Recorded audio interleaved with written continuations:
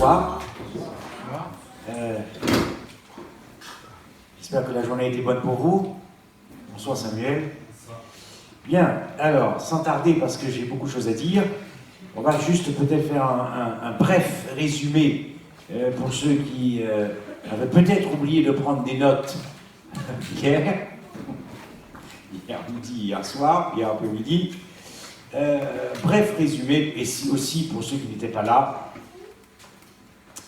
Donc, nous sommes en train de parler de l'évangile éternel et nous avions vu, hier, on s'était posé la question de savoir, mais quel est cet évangile qui va éclairer la terre de sa gloire? Parce que, bon, je ne sais pas ce que pense le monde, mais je ne suis pas certain que le monde ait vu encore l'évangile éclairer la face du monde. À moins que vous n'êtes peut-être pas dans le même monde que moi.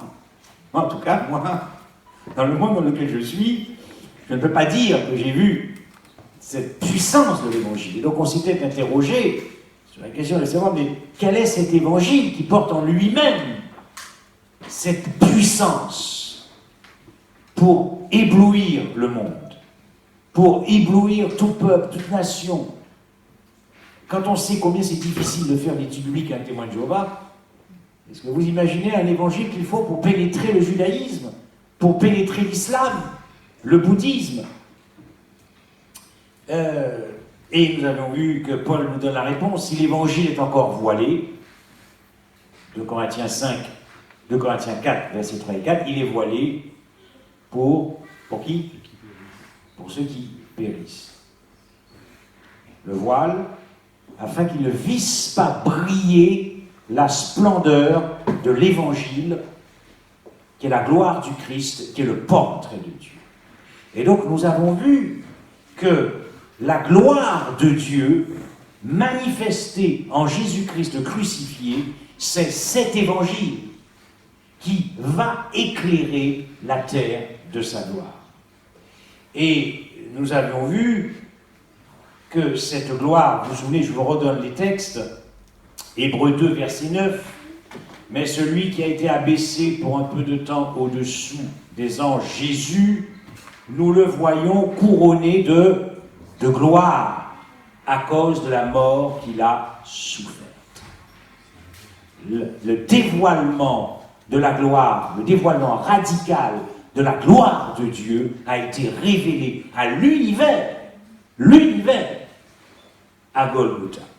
Je vous avais également donné Philippiens 2, verset 6, lequel était la condition de Dieu, s'est dépouillé lui-même, et ensuite, ayant pris la forme d'un serviteur, devenant semblable aux hommes, ayant paru comme un simple homme, il s'est humilié lui-même jusqu'à la mort de la croix. Et qu'est-ce que Paul dit après? C'est pourquoi Dieu l'a élevé souverainement et lui a donné un nom au-dessus de tout nom, afin que tout genou dans l'univers fléchisse. Donc la croix, nous avons vu que c'est là où toute la gloire de Dieu est concentrée. Relisez Ésaïe 53, la prédication d'Ésaïe en puissance sur la croix, et il dira que c'est pour cela que le serviteur s'est élevé bien haut, il va prospérer et il va monter. C'est ce que nous avons vu. Nous avons vu que cette gloire de Dieu s'est révélée parce que ce sont les profondeurs de son être qui se sont dévoilées à Golgotha. Que jamais l'univers n'avait vu Dieu comme cela, manifesté en Christ crucifié. Et le monde attend que l'Église adventiste du 7e jour prêche Christ crucifié comme les anges ont vu Christ crucifié. C'est ça le grand cri. C'est ça le message de la plus dernière saison. Il faut, avant ce dévoilement final, il faut que le monde puisse voir la gloire de Dieu prêchée et manifestée par ceux qui vont prêcher ce message.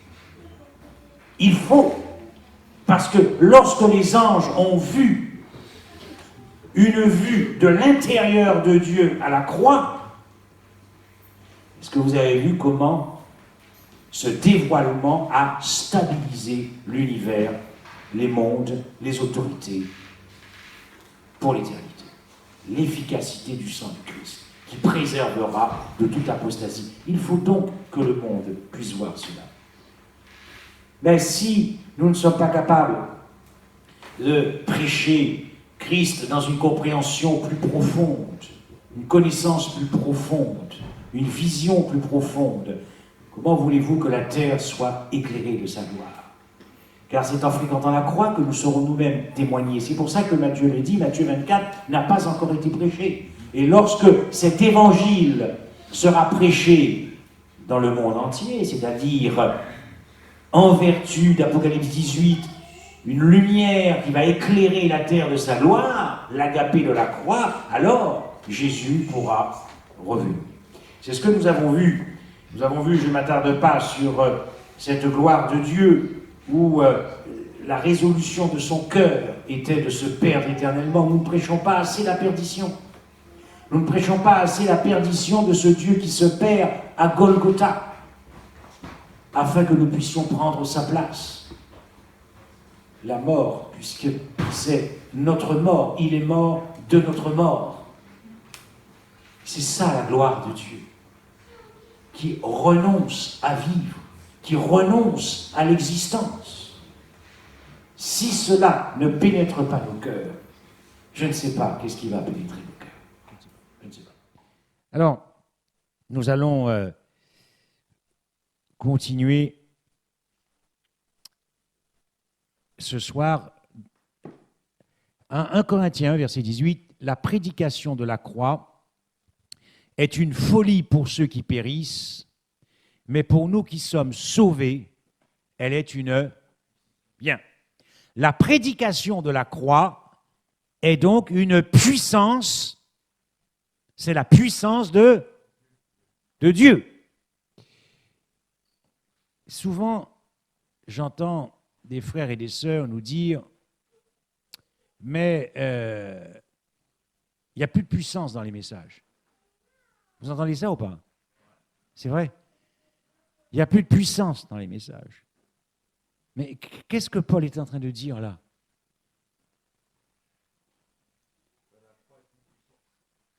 Alors qu'est-ce qu'il faut faire alors pour trouver de la puissance dans les messages? Qu'est-ce qu'il faut qu'on fasse? Oui? C'est ça. C'est ça. Voilà. En tout cas, tu as raison, il faut prêcher la croix. Si vous voulez de la puissance dans les messages. C'est pas ce que Paul dit là? Mais attendez, Paul vous dit que la prédication de la croix est la puissance de Dieu. Nous cherchons la puissance. Surtout, si nous prenons nos doctrines au sérieux, c'est qu'il y a toute la puissance qui nous attend dans le lieu très saint, là. Hein, parce qu'on parle d'effacement des péchés, on parle de victoire. Donc c'est à la croix. Donc comme tu le dis, il faut fréquenter la croix. Fréquenter pour arriver à avoir la mentalité de Christ crucifié, pendu au bois. Paul dira que je n'ai point honte de l'évangile, c'est une puissance de Dieu.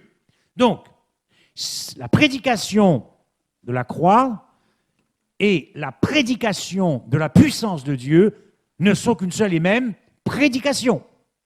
Mais Paul nous dit que je n'ai point honte de l'évangile, car c'est une puissance de Dieu. Donc, la prédication de la croix est la prédication de l'évangile. Nous l'avons vu hier.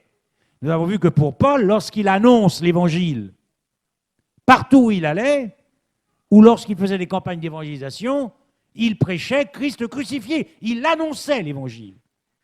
Et nous avons vu dans Matthieu, dans Luc, dans Marc, dans Jean, dans Pierre, qu'ils annonçaient tous la croix. Parce que tout est dedans.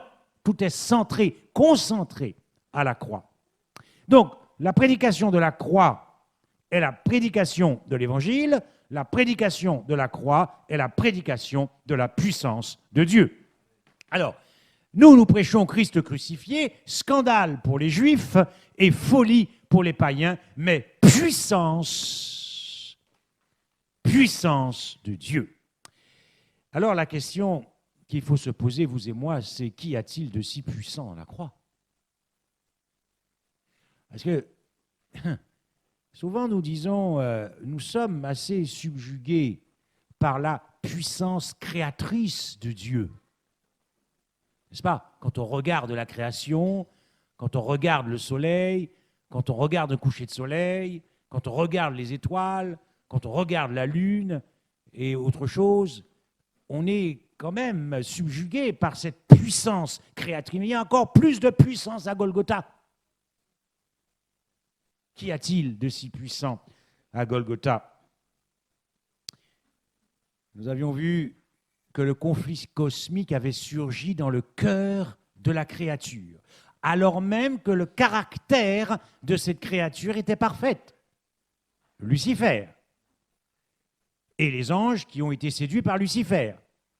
Donc la perfection du caractère ne préserve pas de l'apostasie. Et Adam et Ève aussi. Ce qui préserve et qui nous préservera, c'est la connaissance intime de Dieu, dévoilée à Golgotha, et l'expérience catastrophique du péché, quand nous serons dans les cieux. Naturellement, ce qu'il y a donc de puissant ici comme réponse, car la croix, c'est la réponse de Dieu au conflit cosmique qui a surgi dans le cœur de ces créatures. Il fallait une réponse. L'univers a figurativement explosé. Donc, c'est la réponse de Dieu. Quand je dis que la réponse de Dieu, on avait vu hier, tu disais en ton cœur, je monterai au ciel. Ça, c'est dans le cœur de Lucifer. Ton cœur s'est élevé à cause de ta beauté. Ton cœur s'est élevé à cause de ta beauté. Tu disais en ton cœur, je monterai au ciel. Tu as corrompu ta sagesse par ton éclat. C'est quoi la réponse de Dieu? Il n'avait ni beauté ni éclat pour attirer notre regard. La réponse de Dieu. Oui. L'orgueil de l'homme veut le faire monter, monter, monter, monter, monter, monter. Mais ce n'est pas Dieu, ça. Voilà pourquoi Babylone est tombée. Mais au lieu de prêcher Babylone est tombée dans le message de Dieu, d'accord? Montrez comment Dieu s'humilie et descend.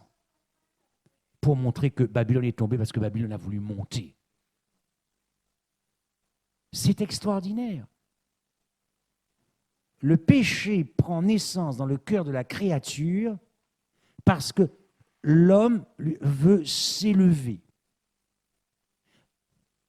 Et Jésus, lui, descend. Il n'avait ni beauté alors que c'est l'être le plus beau de l'univers. Vous savez, il y a un verset, je vais vous le lire, dans Marc 14, le verset 36. Nous sommes à Gethsémani. Je n'avais pas fait attention parce que les autres, dans Luc, Jean, ils ne reprennent pas ceci. Nous arrivons, Seigneur, s'il est possible, éloigne de moi cette coupe. Mais Marc ajoute une précision. Dans Marc 14, verset 36, il disait « Abba Père, toutes choses te sont possibles. » Et ensuite, éloigne de moi. Mais, attends, Jésus, quelqu'un m'avait dit, je ne sais pas si cette personne est là, peut-être pas,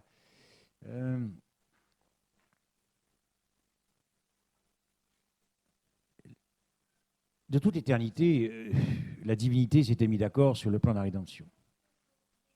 Mais là, quand même, il y a quand même quelque chose qui doit nous interpeller. Ce droit de vivre que nous avons obtenu parce que Jésus a agonisé, a galéré à Gethsémani. Lorsqu'il dit à son Père, toutes choses te sont possibles. Qu'est-ce qui se passe dans la tête de Jésus là? Toutes choses te sont possibles. Alors, je me suis dit, mais est-ce qu'il y avait une autre solution pour Dieu de résoudre le conflit cosmique?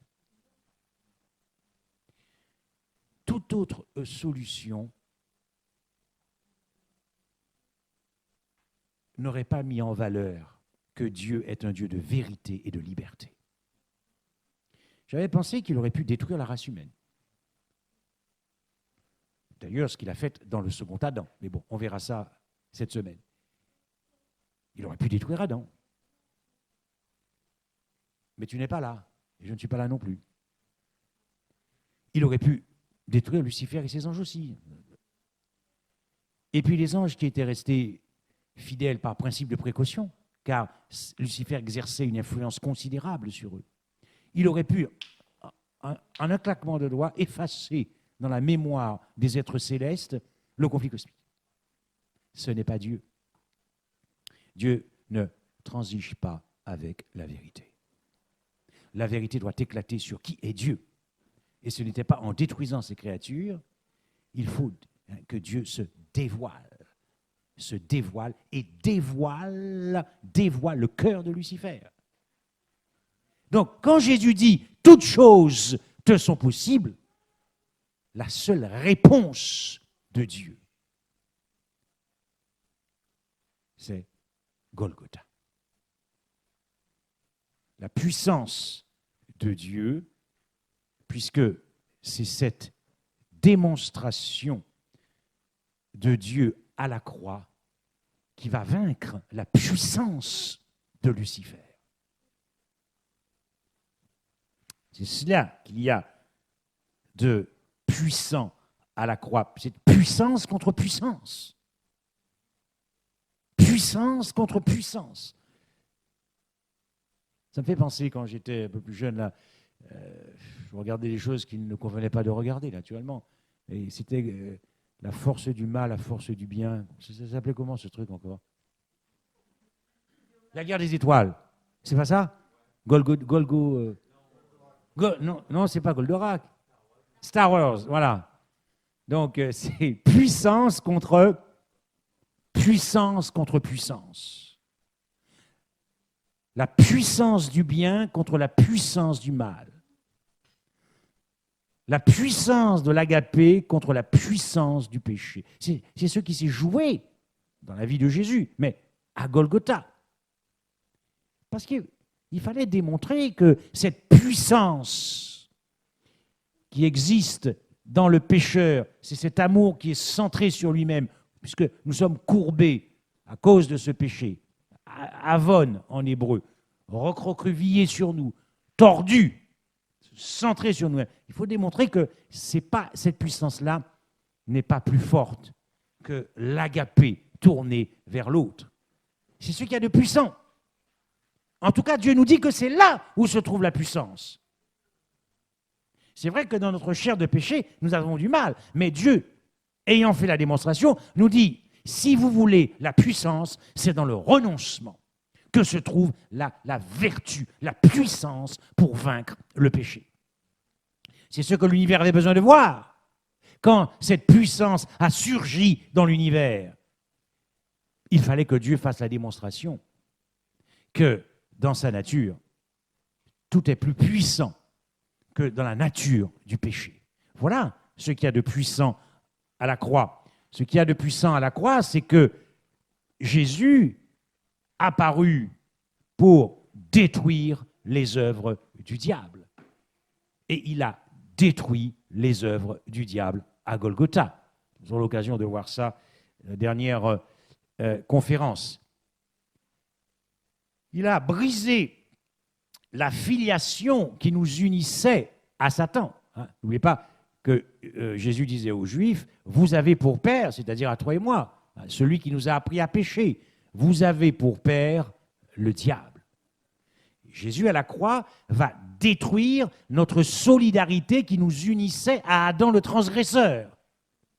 Nous verrons ça aussi avec les deux Adams.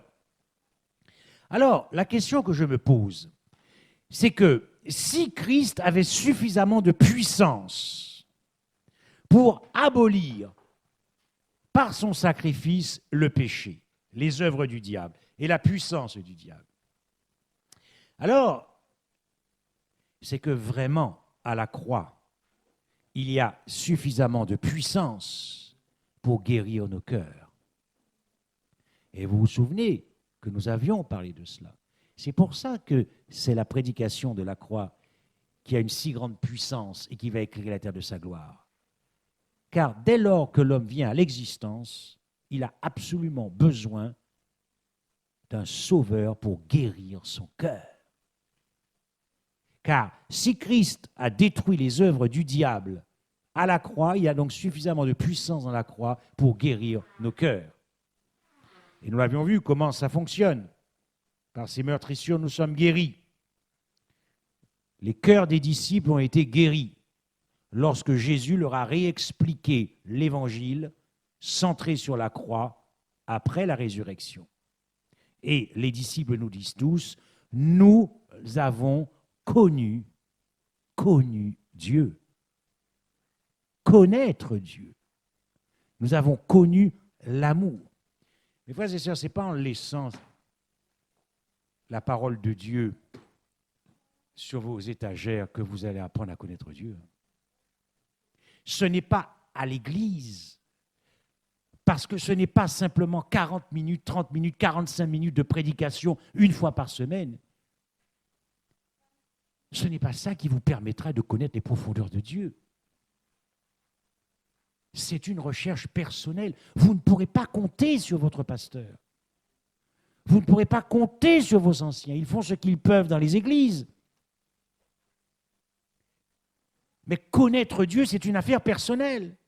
Vous ne pouvez pas connaître Dieu par autrui. Si vous voulez connaître Dieu, c'est une démarche. Les vierges folles ont passé leur temps à se laisser enseigner par les vierges sages. Et c'est tellement vrai que même jusqu'à la fin, elles vont encore leur demander, donne-moi encore un peu de ton huile. Ça a toujours été ça dans sa vie. Donne-moi, donne-moi, donne-moi, donne-moi. Observez bien que si vous passez votre temps simplement à prendre, ça ne reste pas dans la tête. Ça ne reste pas, ça n'entre pas, ça rentre et ça s'en va. Mais si vous faites un travail personnel d'approfondissement, vous allez connaître Dieu. Jean dit, nous l'avons connu. Nous l'avons connu. Jean n'était pas plus intelligent que vous et moi. Hein. Jean n'avait pas fait plus d'études que vous et moi. Nous l'avons connu en ce que l'amour, en ce que Dieu a eu son amour envers nous. 1 Jean 4, 16. D'accord? Et cet amour s'est manifesté lorsque Dieu a envoyé son Fils comme victime expiatoire. Et ensuite, Jean conclut, et c'est pour cela que nous l'avons aimé, parce qu'il nous a aimé le premier. La guérison du cœur vient lorsque, par la grâce du Saint-Esprit, vous aimez Dieu. La guérison du cœur. Il faudra ça pour que la terre soit éclairée et que des hommes, des femmes de toute nation, de toute tribu. Mais il ne suffira pas de leur dire, car Dieu a tant aimé le monde qu'il a donné. Non, il faut être dans une démonstration, et cette démonstration vient par la puissance de la prédication de la croix. Mais je vous l'avais dit, si nous nous contentons de dire que Jésus est mort pour nous, qu'il a porté nos péchés, qu'il a souffert la croix, etc., nous n'avons rien dit ou si peu de choses, ou nous n'avons pas dit grand-chose.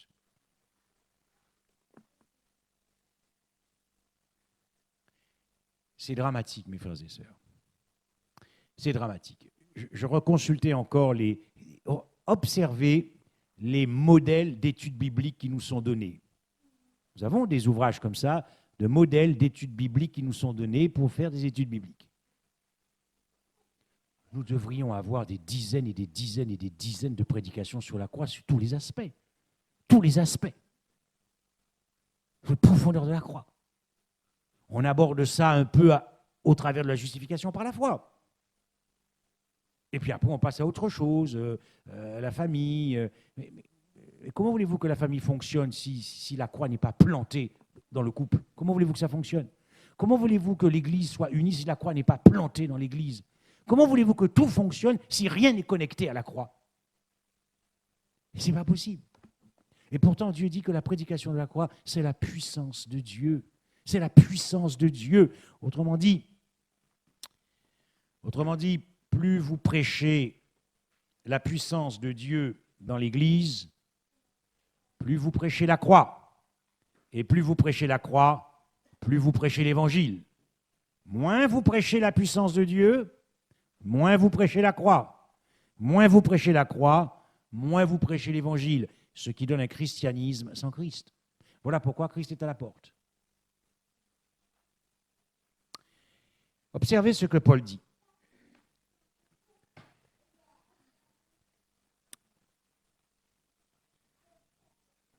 Nous prêchons Christ crucifié, scandale pour les Juifs, folie pour les païens, mais puissance de Dieu et sagesse de Dieu.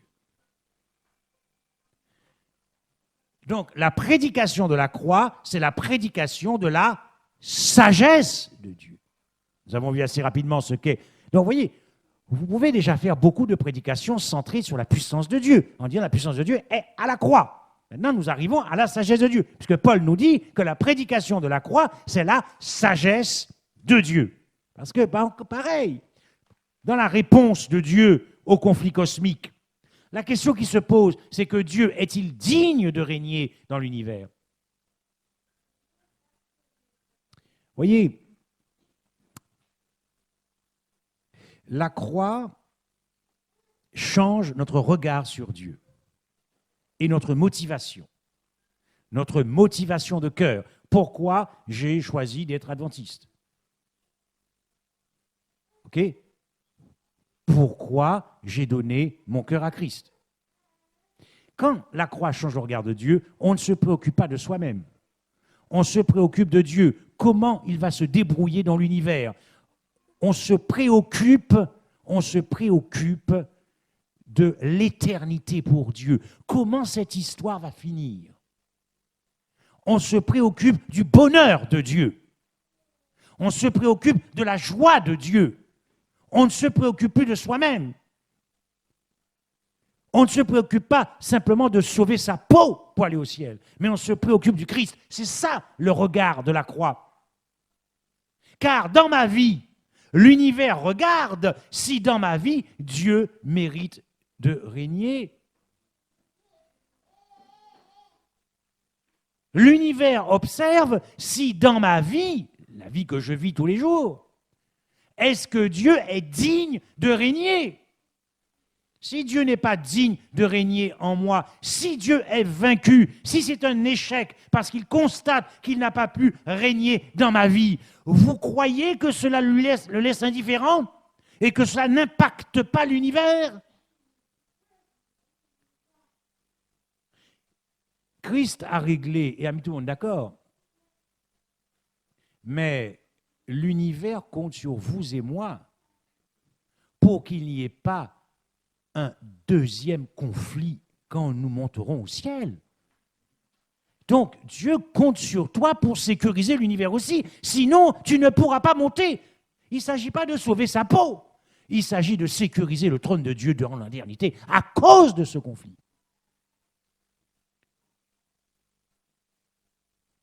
Est-ce que Dieu mérite-t-il de gouverner? Est-ce que dans ma vie démontre et ma vie prouve que Dieu peut garantir mon bonheur, ma joie, si quand je vis ma vie, je me désintéresse complètement de connaître qui est Dieu? Mes frères et sœurs, ce ne sont pas des mercenaires qui monteront au ciel. Observez qu'après le millénium, j'ai lu que lorsqu'un feu va descendre pour dévorer, Satan, avec tous les perdus, vont essayer de s'emparer du royaume des cieux. Ben, ils veulent faire comme nous alors. Vous ne voulez pas aller au ciel? Eh bien, eux aussi. C'est bien ce que dit Apocalypse. Mais le problème, c'est qu'ils veulent y aller sans connaître Dieu, puisqu'ils l'ont rejeté. sommes-nous différents? Vous savez, faisons attention entre la frontière entre croyant et incroyant est nette. Mais la frontière entre un croyant et un malcroyant est encore plus nette. Faisons attention de ne pas être trahis par nos propres sentiments et de croire que nous croyons avec cette foi authentique, une foi qui est une appréciation de cœur. La foi, c'est l'appréciation de cœur. Comment mon cœur peut apprécier si je ne connais pas Dieu? Autrement dit, si je ne cherche pas à connaître Dieu, mais on m'a simplement dit, tu sais, si tu ne donnes pas ton cœur à Jésus, si tu ne te baptises pas, tu vas sortir de là, tu vas peut-être te faire écraser, ce sera terminé. Si c'est dans ces conditions-là que je mets mon cœur à Dieu et que je passe ma vie à ne pas connaître Dieu, je ne suis pas différent de ceux qui, après le millénium, voudront s'emparer du ciel, puisque je ne connais pas Dieu mieux qu'eux. OK? Donc, la sagesse de Dieu, est-ce que Dieu est l'être le plus désirable dans ton cœur? Comment Dieu va-t-il répondre à cette question à cause du conflit cosmique? Paul nous dit que la prédication de la croix est la sagesse de Dieu, car à la croix, Christ va ramener toute la première création à l'unité et à la paix. À la croix, Christ va réinitialiser tout l'univers. J'aime bien dire ça parce qu'il y a eu une disjonction. Il y a eu une déconnexion. Vous savez, comme nous sommes déconnectés avec Internet, quelquefois, il faut réinitialiser les B-Box, les box et tout ce qui va avec. Il y a eu une disjonction, ça a déconnecté. Ça a déconnecté. Il y a eu dans l'univers une déconnexion avec Dieu. Donc, il faut que ça se reconnecte. Et c'est là la sagesse de Dieu. Colossiens 1, verset 20, vous lirez ça chez vous. On vous dit que c'est par la croix que Christ a réconcilié par son sang l'univers, tout ce qui est au ciel. Vous voyez, il n'y a pas que nous. Souvent, on nous présente l'évangile, comme tu vois, c'est justification par la foi, voilà, comme ça que tu vas au ciel. Voilà, mais non, non, mes frères et sœurs. Non, il n'y a pas que nous dans cette affaire. Il y a surtout Dieu. C'est l'honneur de Dieu qui est en jeu. Vivons dans cet esprit-là, sans penser, est-ce que je suis perdu, est-ce que je suis sauvé? Mais non, ce n'est pas ce qui intéresse l'univers, puisque Dieu a réglé ce problème-là déjà de toute éternité. Ce qui intéresse l'univers, c'est comment un être vit en reconnaissance et en gratitude. C'est ça qui compte. Vous voyez? Et je peux vous assurer que quand vous vous préoccupez de l'intérêt de Dieu, vous êtes le premier à arriver le sabbat matin quand les autres arrivent en retard. Parce que Dieu est un être délicat. Moi, je sais que même après, ça fait 20 ans que je connais mon épouse, mais enfin, si je dois lui donner rendez-vous à un dîner, un soir, un restaurant, je ne me permettrai pas d'arriver en retard. Même après 20 ans.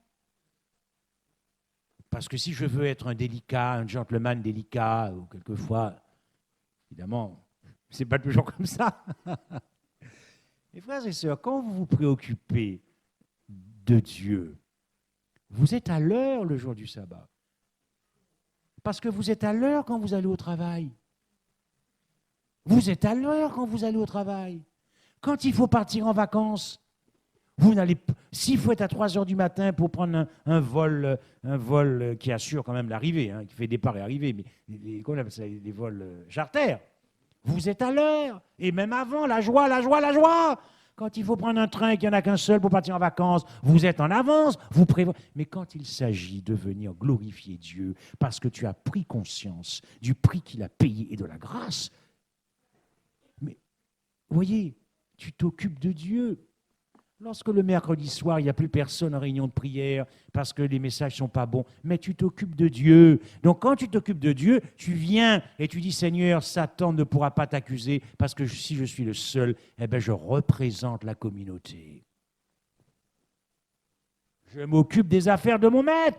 Je peux, moi, personnellement, ne pas me nourrir le mercredi soir, mais je ne viens pas pour moi, je viens pour sauver l'honneur de Dieu qui est en train de se prendre la honte quand il n'y a personne le mercredi soir et que dans le même temps, nous disons, Seigneur, nous t'attendons. Parce que si je vous annonçais une date que Jésus revient, tout le monde est là le mercredi soir. Vous voyez, c'est ça C'est ça la croix. C'est cette sagesse de Dieu pour élargir nos cœurs et être convaincus que il est vraiment l'être sur qui tu peux compter pour garantir ton bonheur, pour garantir ta joie.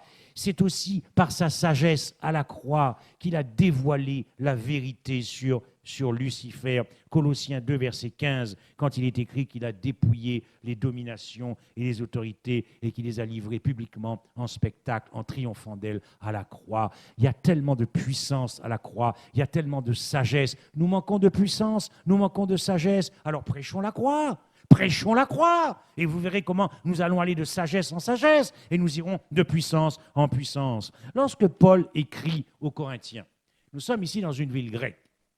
Corinthe, naturellement, n'a pas la notoriété d'Athènes, mais dans sa population.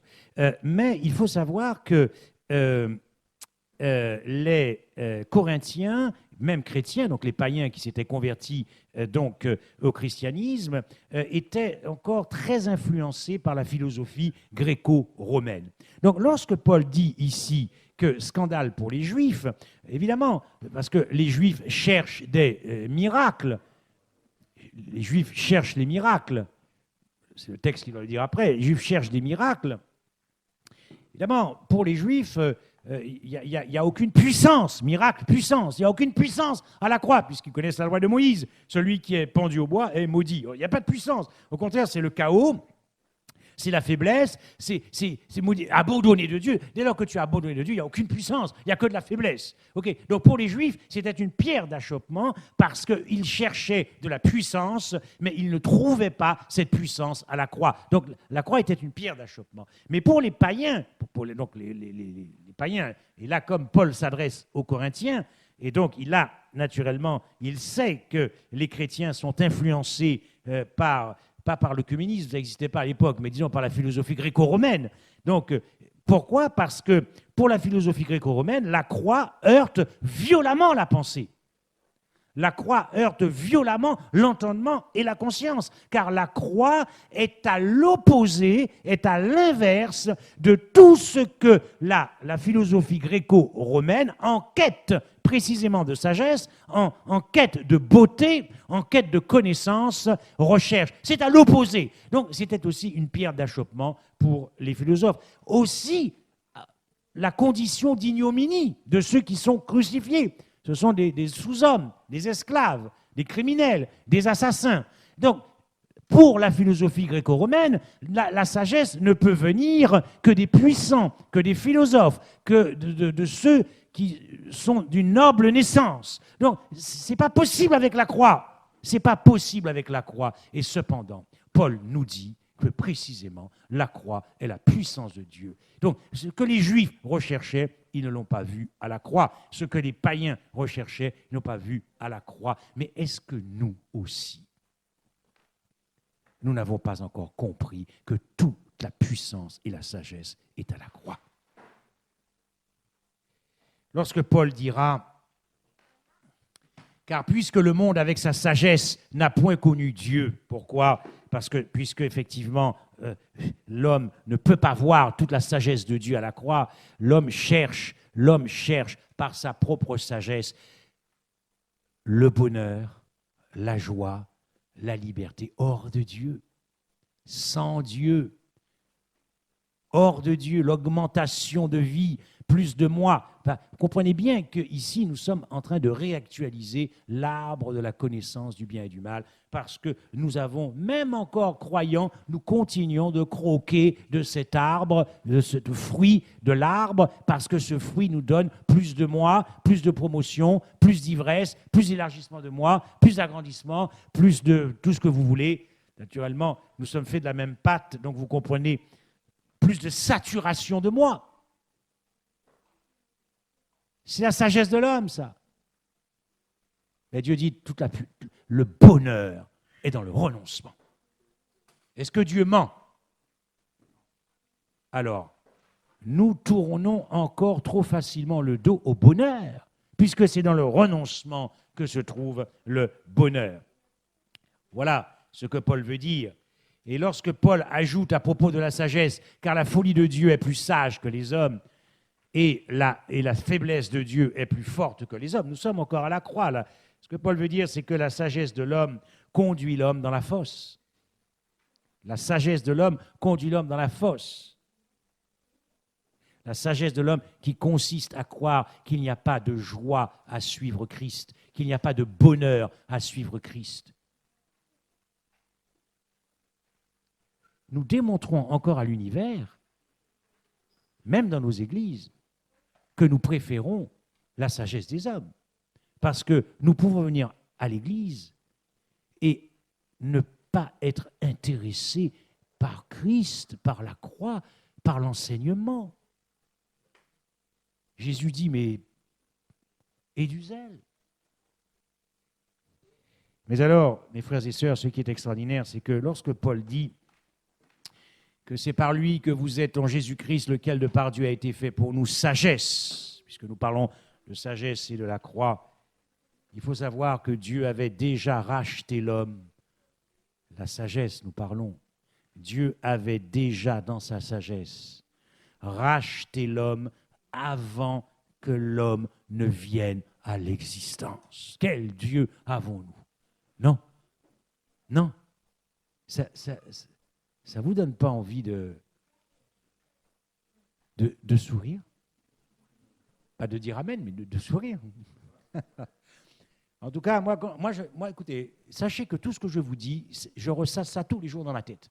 Quand je pars marcher, donc de toute façon, moi, je reste connecté avec l'incroyable bonne nouvelle de l'Évangile. Mais je ne peux pas rester indifférent. Dieu t'avait déjà racheté. Toi qui es en train de douter de ton salut, Dieu t'avait déjà racheté avant que tu viennes à l'existence. Écoutez ça. Nous parlons de la sagesse. Proverbe 8. Proverbe 8. On parle de la sagesse qui est identifiée, personnifiée comme Christ. Proverbe 8. Proverbe 8, verset 23. J'ai été établi depuis l'éternité. Proverbe 8, verset 23. J'ai été établi depuis l'éternité. Le verbe établir en hébreu, nasak, signifie offrande sacrificielle et libation. Donc, quand je vous dis que Dieu t'avait déjà racheté le monde, avait déjà racheté la race humaine, avant que cette race humaine ne vienne à l'existence. Apocalypse 13, verset 8. L'agneau immolé avant la fondation du monde. Sagesse de Dieu. La résolution de son cœur. Dieu avait compris qu'il fallait qu'il se perde éternellement pour sauver l'univers, pour que l'univers puisse vivre en paix. C'est beau ça. Dieu t'a sauvé, t'a racheté avant même que tu viennes à l'existence. Autre chose. 1 Pierre 1. 18 à 20, l'agneau sans tache et sans défaut, prédestiné. Mais avant la fondation du monde, mais quand vous lisez ces textes, qu'est-ce qui se passe dans vos cœurs? Qu'est-ce qui se passe? S'il ne se passe rien, c'est que vous n'avez pas compris le texte. Voyez? Vous savez, combien de fois vous avez vu le film Les 10 commandements? Non, mais c'est pas un péché, je vous pose la question comme ça. Hein? Bon, écoutez. Non, mais écoutez, bon, moi quand j'étais dans le monde, j'allais au cinéma, je voyais n'importe quoi. Ok, quand le film me plaisait, mais j'allais le revoir. Hein. Et puis quand je l'avais revu, qu'est-ce que je faisais? Mais j'achetais le CD, le CV, enfin, je ne sais plus comment on appelait ça. Le DVD. Je ne l'ai pas fait exprès, mais vous suivez. C'est beau. Vous voyez? Et après, ça passe à la télé. Qu'est-ce que je fais? Une petite couche. Les 10 commandements, j'ai dû voir ça 10 fois, même plus. Ouais, c'est un film qui me faisait complètement frissonner à chaque fois. Et j'ai dit, Seigneur, je ne pourrais jamais être comme Moïse, donc oublie-moi. Waouh! Ouais, tout ça pour vous dire que quand vous avez un verset comme ça, mais vous ne pouvez pas le lire une seule fois, fermer votre Bible, c'est pas possible. C'est pas possible. Mais pour que ce verset travaille votre cœur et que permette au Saint-Esprit de mettre cet amour, il faut le travailler. Il faut réfléchir dessus. Voyez? Autre chose, quand vous lisez la Genèse 1, je suis toujours dans la sagesse de Dieu.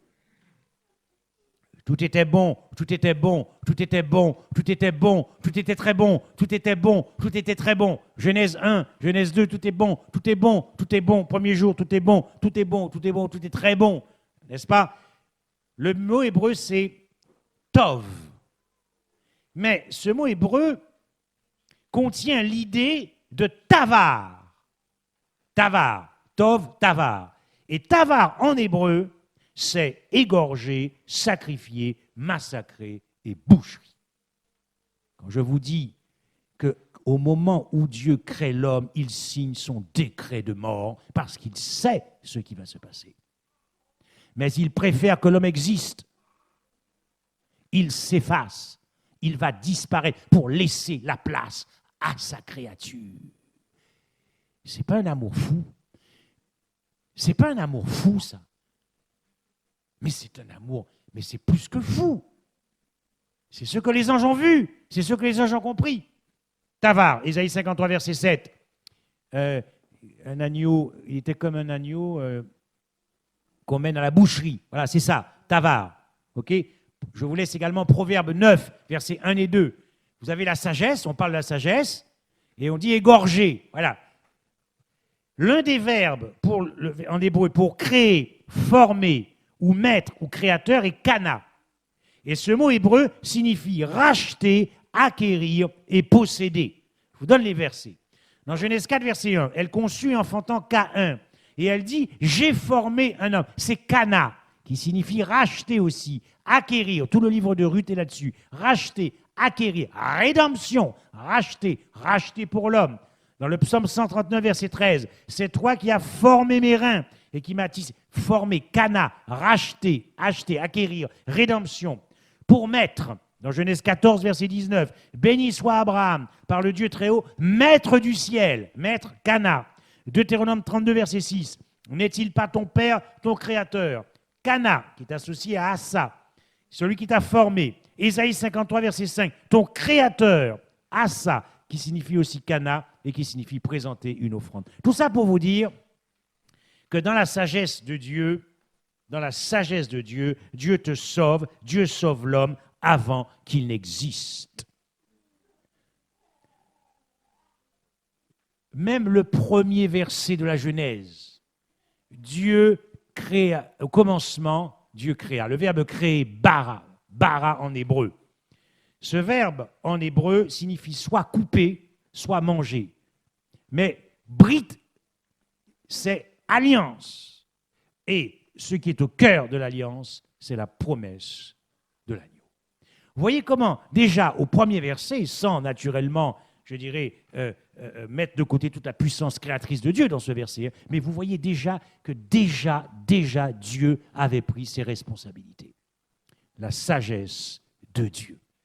La sagesse de Dieu. Voilà pourquoi Paul nous dit que la prédication de la croix est la puissance de Dieu et la sagesse de Dieu, parce que Dieu paye pour l'homme avant qu'il existe. Continuons. Nous prêchons la sagesse de Dieu mystérieuse et cachée. Prêcher, alors naturellement, plus vous prêchez la sagesse, plus vous prêchez la croix.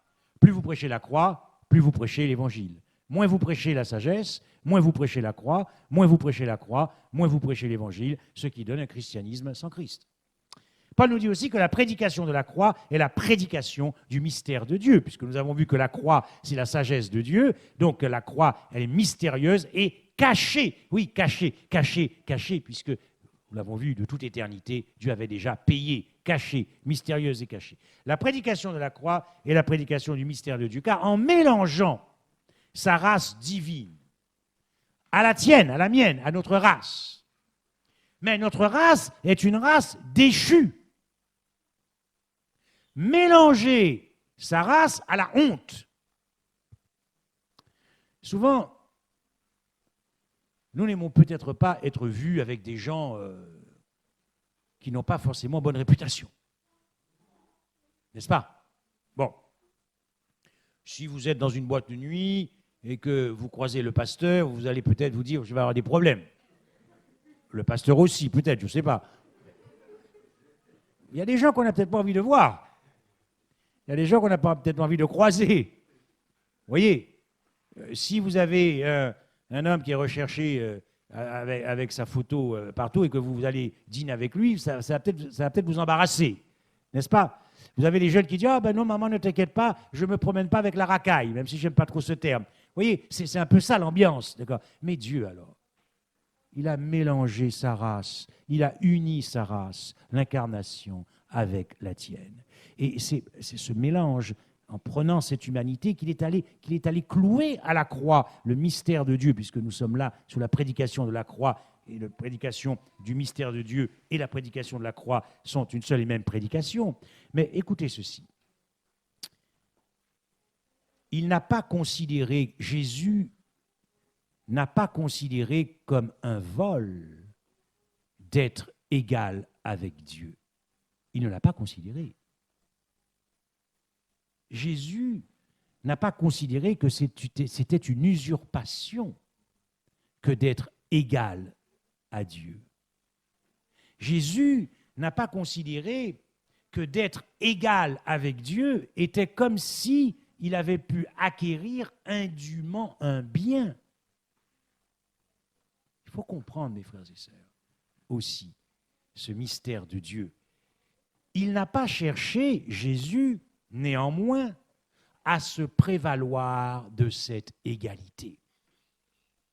Vous voyez comment l'esprit de la croix peut nous apprendre à vivre dans une église? C'est ça, avoir la mentalité de la croix. Il n'a pas cherché à se prévaloir de cette égalité. Il n'a pas cherché à demeurer dans l'égalité avec son Père. Lui qui était de condition divine, il s'est dépouillé lui-même. Le texte nous dit qu'il se dépouille, cela ne signifie pas qu'il bazarde sa nature divine, non. Mais c'est qu'il va unir sa nature divine avec la honte. Il va unir sa nature divine avec le déshonneur. Il va unir sa nature divine avec notre nudité. Il va unir sa nature divine avec notre pauvreté, avec notre misère, avec notre laideur. C'est ça, se dépouiller lui-même. Il ne reste pas exclusivement dans la condition divine, il devient aussi 100% homme. C'est ainsi qu'il se dépouille. Mais non pas n'importe quel homme, il prend sur lui notre nature déchue. Il n'a pas jugé bon de revendiquer son droit d'être coégal avec Dieu. C'est ça, contempler la croix aussi. Mais si je ne le fais pas chaque jour, qu'est-ce qui va prendre le dessus en moi, d'après vous? Si je ne reste pas connecté avec la croix, je perds l'esprit de la croix et la mentalité de la croix. Je vous parle de la foi de Jésus. Hein. C'est ici la persévérance des saints. Ceux qui gagnent. Je suis sur la foi du Christ. Hein. Je suis sur le message du troisième ange. Hein. Il n'a pas retenu jalousement le rang qu'il partageait avec Dieu. Il n'a pas retenu jalousement le rang qu'il partageait avec Dieu. Il n'a pas considéré comme une proie à conserver d'être égal avec Dieu. Il ne considéra pas comme un butin à retenir d'être égal à Dieu. Il ne considéra pas comme un trésor à sauvegarder d'être égal à Dieu. Il n'a pas usé de son droit d'être traité comme Dieu. Oh, souvent nous n'aimons pas être maltraités. Il n'a pas cherché à profiter de son égalité avec Dieu. Tout ça, c'est à la croix. Et c'est le mystère de Dieu. Le mystère de Dieu à la croix, c'est aussi que Jésus nous dit ceci, j'ai le pouvoir de donner ma vie, mais c'est un mystère. C'est un mystère. La puissance de la reprendre, lorsque son Père lui dit, ressuscite-toi, oui, car il est Dieu. Je suis la résurrection et la vie. Mais perdre la vie, quand on est 100% Dieu et en même temps 100% homme, c'est un mystère. C'est un mystère. Donc si nous prêchions davantage le mystère de Dieu, nous prêcherions davantage la croix. Et si nous prêchons davantage la croix, nous prêchons davantage l'Évangile.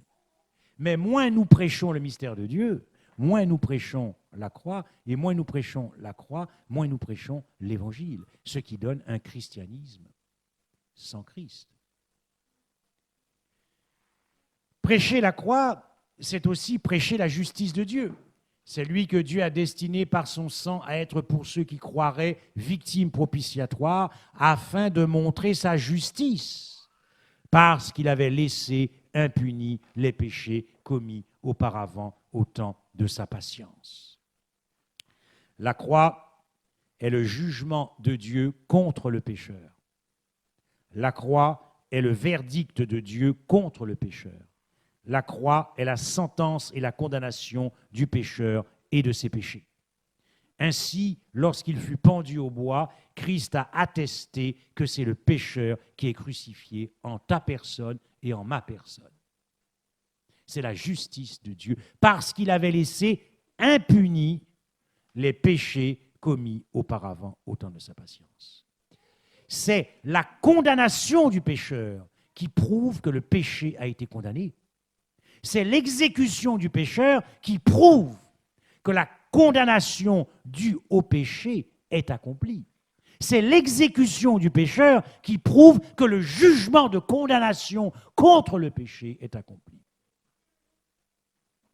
Voilà pourquoi c'est Christ qui meurt. Propitiatoire, j'aurais beaucoup de choses à dire.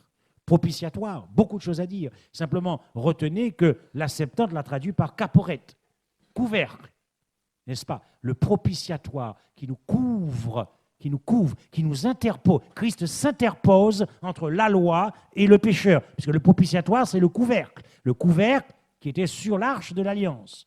Donc la loi me condamne. Imaginez que la loi est en train de... Elle me voit passer comme pécheur, elle est sur le point de me fusiller. Et au moment où la loi va me fusiller, boum, Christ s'interpose. Il me couvre parce que c'est lui qui paye la dette. C'est lui qui paye et qui a payé la dette des péchés de tous les hommes. Plus vous prêchez la justice de Dieu, plus vous prêchez la croix. Et plus vous prêchez la croix, plus vous prêchez l'Évangile. Moins vous prêchez la justice de Dieu, moins vous prêchez la croix. Et moins vous prêchez la croix, moins vous prêchez l'Évangile. La prédication de la croix, c'est aussi la prédication de la justification par la foi. Afin de montrer sa justice dans le temps présent, c'est-à-dire toujours la croix. Et en vertu de la croix, il peut te pardonner tes péchés.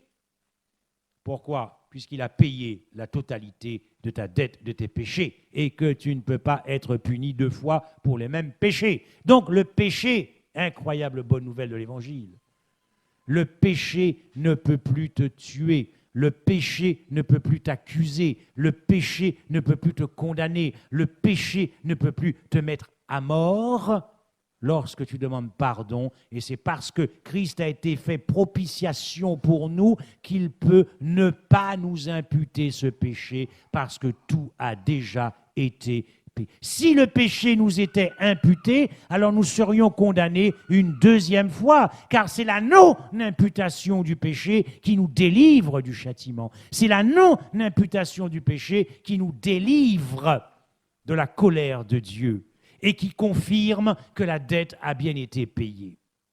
Et nous verrons demain soir que puisque Christ nous couvre de sa justice parfaite, de son obéissance, la non-imputation du péché alors ne salit pas ce don que Dieu t'a fait. Car quand nous parlons de la justification par la foi, ce n'est pas seulement le pardon des péchés, c'est aussi cette obéissance parfaite que Dieu nous impute. Donc lorsque vous prêchez la justification par la foi, vous prêchez naturellement la croix, et lorsque vous prêchez la croix, vous prêchez l'Évangile, mais moins vous prêchez la justification par la foi, moins vous prêchez la croix, et moins vous prêchez la croix, moins vous prêchez l'Évangile, ce qui donne un christianisme sans Christ. Celui qui croit en celui qui justifie l'impie, sa foi lui est imputée à justice, c'est-à-dire la justice du Christ, donc c'est le péché qui ne vous est pas imputé. Est-ce que nous donnons gloire à Dieu comme ça, en sachant que la non-imputation du péché est une confirmation de ce qui s'est passé à la croix, puisque ce péché ne t'est pas imputé, il ne peut plus te tuer. Le problème, c'est que nous demandons pardon à Dieu comme une formule de politesse. Je ne sais même pas si nous pensons à la croix, le prix payé pour que Dieu puisse nous pardonner nos péchés. Alors, je vais aller sur la fin assez rapidement, parce que la prédication de la croix, c'est aussi la prédication du conflit cosmique. Prêcher la croix, c'est prêcher le conflit cosmique. Lorsque Paul dit qu'il a dépouillé les dominations et les autorités et les a livrées publiquement en spectacle en triomphant d'elles par la croix, n'est-ce pas? C'est bien donc qu'il a triomphé du conflit cosmique, puisqu'il a fait la démonstration qu'en se perdant à la croix, il a fait tomber toutes les accusations de Satan qui prétendait que Dieu n'était pas capable de faire le moindre sacrifice. Et si Christ n'avait pas fait la démonstration d'une perdition éternelle, c'est Satan qui triomphait naturellement de ce conflit cosmique. Lorsque Jésus nous dit, je leur dis, je voyais Satan tomber du ciel comme un éclair, c'est à la croix que Christ va briser toute influence mentale que Satan pouvait exercer sur les anges non déchus. C'est à la croix que Christ brise toute influence mentale. C'est pour cela qu'au nom de Jésus-Christ, les démons sortent quand il y a des possessions. Les démons obéissent à Christ et se soumettent à Christ parce que Christ a triomphé des démons à la croix. Christ a détruit toute possibilité pour Satan d'exercer un pouvoir de nuisance dans le ciel. Le ciel lui fut fermé pour toujours. C'est ce que signifie ce texte. Jésus leur dit, je voyais Satan tomber du ciel comme un éclair. Christ a sécurisé l'univers, a sécurisé les anges. Je regardais et j'entendis la voix de beaucoup d'anges autour du trône et des êtres vivants et des vieillards, et leur nombre était des myriades et des myriades et des milliers, et ils disaient d'une voix forte, l'agneau qui a été immolé est digne de recevoir. N'était-il pas digne dans le passé de toute éternité? Il y a eu le conflit cosmique, mais la croix a mis tout le monde d'accord. Quand est-ce que la croix nous mettra tous d'accord? Dans Apocalypse 5, vers 12, verset 10, « Et j'entendis dans le ciel une voix forte qui disait, « Maintenant le salut est arrivé, la puissance et le règne et l'autorité de son Christ. » Prêcher le conflit cosmique, c'est prêcher la croix. Prêcher la croix, c'est prêcher l'évangile. Mais moins vous prêchez le conflit cosmique, moins vous prêchez la croix. Et moins vous prêchez la croix, moins vous prêchez l'évangile. La prédication de la croix, c'est aussi l'agapé. Mais je ne vais pas m'attarder là-dessus parce que ce sont des choses, il faudrait toute une prédication là-dessus. Retenez ceci. Tant que nous n'avons pas compris l'agapé, alors beaucoup penseront que Jésus est venu sauver que les croyants. Non, Jésus est venu sauver une race. Jésus est le sauveur du monde. Car si Jésus est venu sauver que les croyants, cela signifie que si je ne crois pas, il n'est pas mort pour moi, mais il est mort pour moi. Que je crois ou que je ne crois pas, Jésus est venu sauver une race. Et dans cette race, vous avez la totalité, la plus que majorité des hommes qui sont venus à l'existence et qui n'ont pas cru, et ceux qui ont cru. La question est de savoir, oui, Jésus a sauvé tous les hommes. Oui, Jésus a donné la vie éternelle à tous les hommes de manière effective. Mais Jésus ne peut pas imposer ce salut aux hommes. Il doit faire un choix. Voilà pourquoi ils connaîtront l'agonie. Car lorsqu'ils reviendront à la résurrection après le millénium, ils verront que cette nouvelle Jérusalem était à eux, comme si c'était sur un compte bancaire. Mais ils n'y ont pas cru. Les perdus ne seront pas perdus parce que Jésus n'est pas mort pour eux. Les perdus ne seront pas perdus parce que Jésus ne les a pas sauvés. Les perdus ne seront pas perdus parce qu'ils sont pécheurs. Mais ils n'auront pas cru en la bonne nouvelle de l'Évangile qui transforme.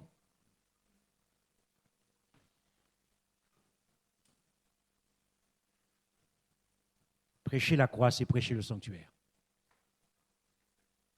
Prêcher la croix, c'est prêcher le sanctuaire. Lorsqu'il est dit ainsi donc, frères, puisque nous avons, au moyen du sang de Jésus, une libre entrée dans le sanctuaire. Le sang immortalise la croix dans le lieu très saint. Et souvenez-vous que hier, dans la prédication, je vous indiquais, mais quel chemin prenons-nous pour suivre Christ par le lieu très saint, par la foi? La croix. La croix. lorsqu'il est écrit qu'il est victime propitiatoire, le propitiatoire se trouve dans le lieu très saint. La croix est immortalisée figurativement dans le lieu très saint. Il ne s'agit pas pour Christ de se resacrifier dans le lieu très saint. La croix est immortalisée avec l'œuvre sacerdotale du Christ.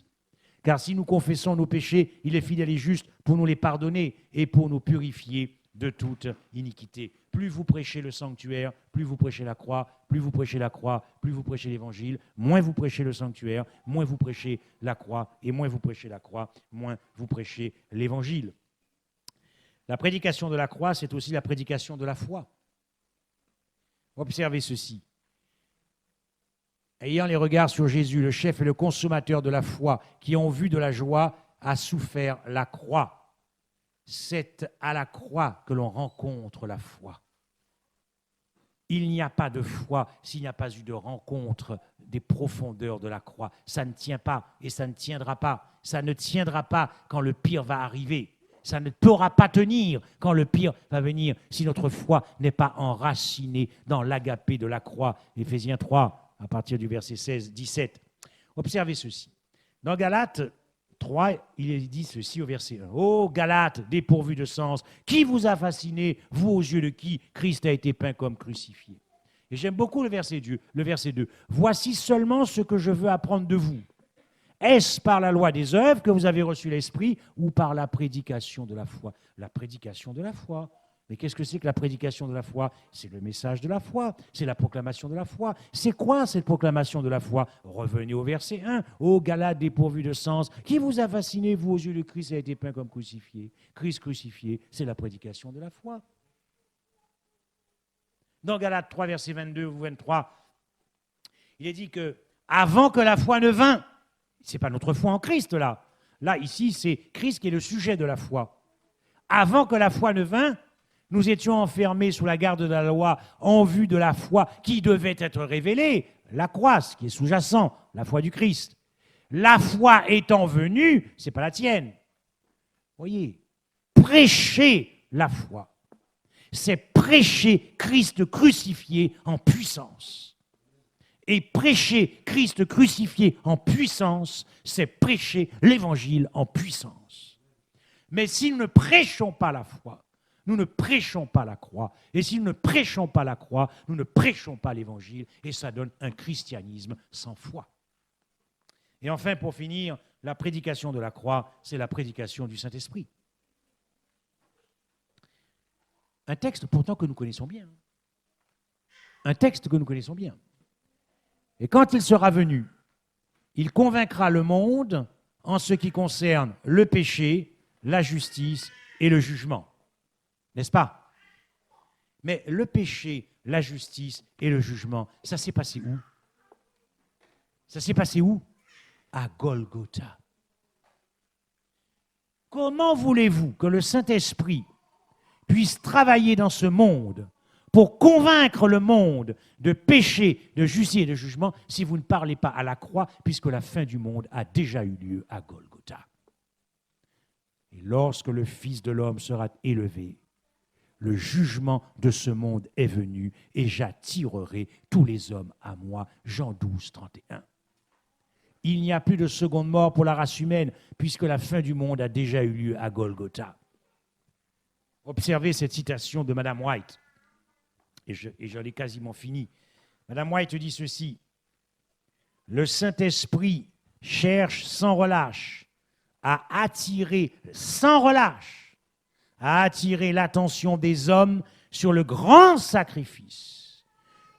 Pendant que l'ennemi est en train de nous diviser sur la question de savoir est-ce que ontologiquement le Saint-Esprit est une personne ou est-ce que c'est je ne sais pas quoi, une puissance ou que sais-je, c'est pas ça. Lui, le Saint-Esprit, lui, il cherche à attirer le regard aussi bien des croyants que des incroyants sur le grand sacrifice, parce qu'il disait qu'il ne parlera pas de lui-même. Sur la croix du Calvaire, Conquérant pacifique, page 47. Je vais finir avec ce texte pour vous montrer que le Saint-Esprit prêcher le Saint-Esprit, c'est prêcher la croix. Je l'ai déjà dit dans Romains 5, versets 5 et 6, il est dit « Car l'espérance ne trompe pas. Car l'amour de Dieu l'amour que Dieu a pour toi a été répandu dans ton cœur par le... » Et comment il va s'y prendre? Parce que le Saint-Esprit, c'est un gentleman, il est Dieu. C'est un gentleman, il est délicat, il ne force personne. Donc comment va-t-il s'y prendre? Pas par magie. Car, ajoute Paul, lorsque nous étions encore sans force, Christ est mort au temps marqué pour des impies. Donc c'est par la prédication de la croix que le Saint-Esprit va mettre cet amour de Dieu en nous. Autrement dit, plus vous prêchez le Saint-Esprit, plus vous prêchez la croix et plus vous prêchez l'Évangile. Et moins vous prêchez le Saint-Esprit, moins vous prêchez la croix et moins. Hébreu dit que c'est par l'Esprit éternel que Christ s'est donné. J'ai essayé ce soir, en continuation. Samedi, nous avons vu l'essence même de l'Évangile, la gloire de Dieu, Christ. Je vous ai parlé ce soir des attributs de l'Évangile. Et vous avez vu que la puissance de Dieu, la sagesse de Dieu, le conflit cosmique, l'agapé de Dieu, la foi, le sanctuaire, le Saint-Esprit, la justice de Dieu, la justification par la foi, tout ça est renfermé dans la croix. C'est-à-dire toute la connaissance de Dieu selon ce qui est écrit, la vie éternelle, c'est qu'ils connaissent la croix.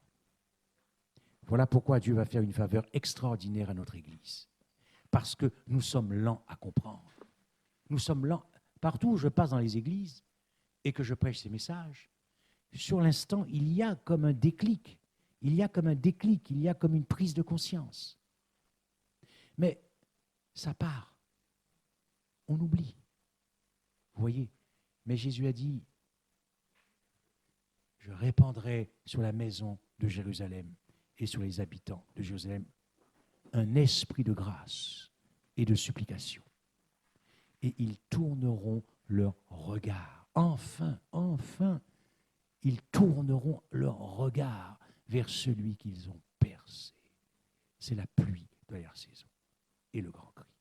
Amen.